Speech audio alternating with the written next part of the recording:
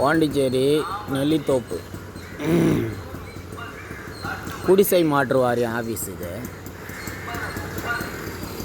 இந்த அலுவலகமே ரொம்ப டேமேஜாக தான் இருக்குது. இது கொஞ்சம் பெயிண்ட் அடித்து அழகுப்படுத்துங்க.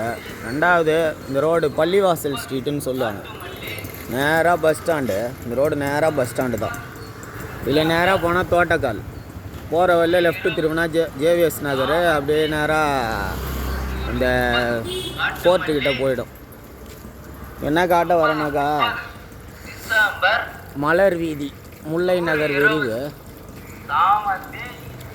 பார்த்தீங்கன்னா ரோட்டில் இங்கே வந்து குப்பை தொட்டியே கிடையாது. இந்த ஏரியா முழுவதுமே குப்பை தொட்டி போடவே கிடையாது. சும்மா எல்லாருமே இப்படி தான் குப்பை கொட்டி வைக்கிறாங்க. குப்பை வண்டி வந்து அதை வந்து அள்ளி போட்டு ஆரி எடுத்துன்னு போகுது. ஏன் அவங்க குப்பை தொட்டி இவங்க வந்து டெண்டர் விடும்போது குப்பை தொட்டியெல்லாம் சேர்த்து டெண்டர் விடலையா? ஒரு டெண்டர் விட்றாங்கன்னா அவங்க என்னென்ன வெஹிக்கிள் வச்சுக்கிறாங்க, குப்பை தொட்டி வச்சுக்கிறாங்களா, ஆள் வச்சுக்கிறாங்களா, எல்லாம் பார்த்து தான் டெண்டர் விடணும்.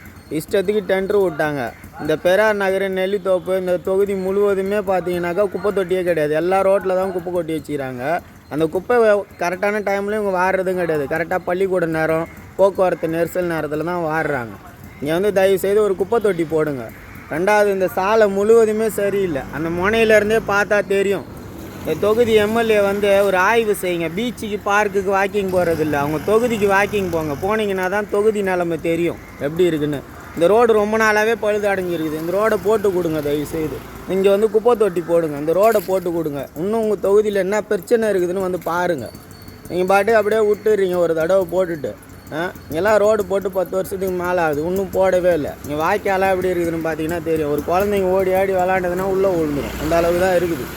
இந்த ஏரியா முழுவதும் குப்பை தொட்டி போடுங்க. அந்த சாலை முழுவதையும் சரி பண்ணி கொடுங்க. இன்ஷா அல்லாஹ். இறைவனின் சாந்தியும் சமாதானமும் குறைவின்றி நிறைவாக உங்கள் மீது, உங்கள் குடும்பத்தார் மீதும் உண்டாகட்டுமாக. ஆமீன்.